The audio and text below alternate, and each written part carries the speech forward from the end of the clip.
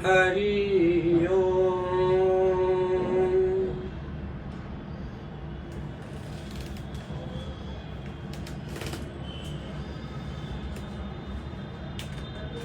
श्री हरि ही जगत की आत्मा है।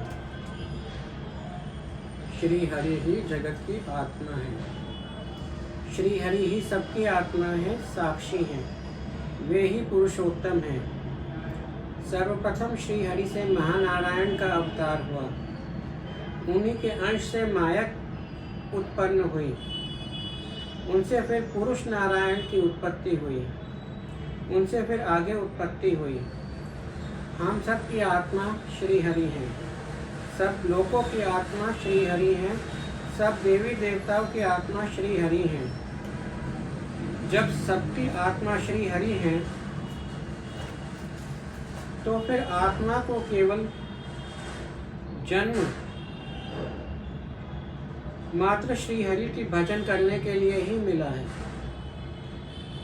आत्मा का कोई और दूसरा कार्य नहीं है। केवल श्री हरि का ध्यान करना ही आत्मा का कर्म है। केवल श्री हरि का ध्यान करना ही आत्मा का कर्म है। बाकी सब कर्म माया के हैं। आप माया के अधीन होकर कर्म करते हैं और जन्म मरण के संसार चक्र में घूमते रहते हैं। ये सारा कर्म का प्रपंच आपके द्वारा ही रचा गया है। आपने ही माया के अधीन होकर इसका निर्माण किया है।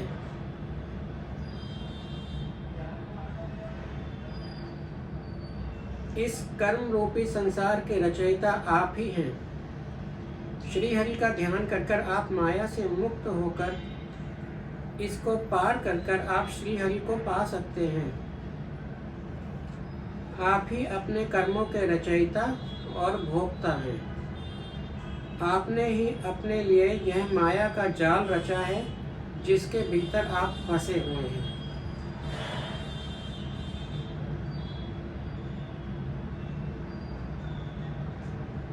भगवान ने माया बनाई और आपको माया पसंद आ गई और आप उसमें फंस गए।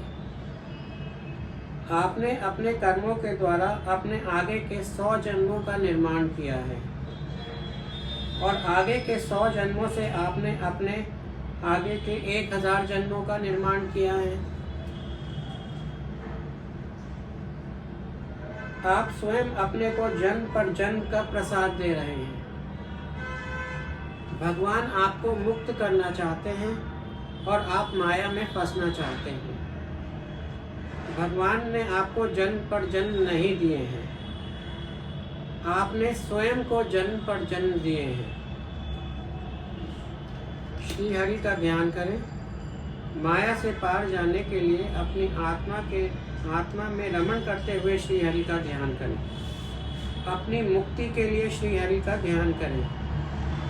अपने ऊपर रहम करें और श्री हरि का ध्यान करें। अपने ऊपर कृपा करें और श्री हरि का ध्यान करें। अपनी आत्मा में रमण करें। अपनी देह में रमण ना करें। देह माया है।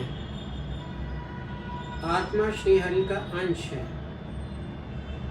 अपनी आत्मा में रमण करते हुए श्री हरि का ध्यान करें। हरि ओम तत्सत।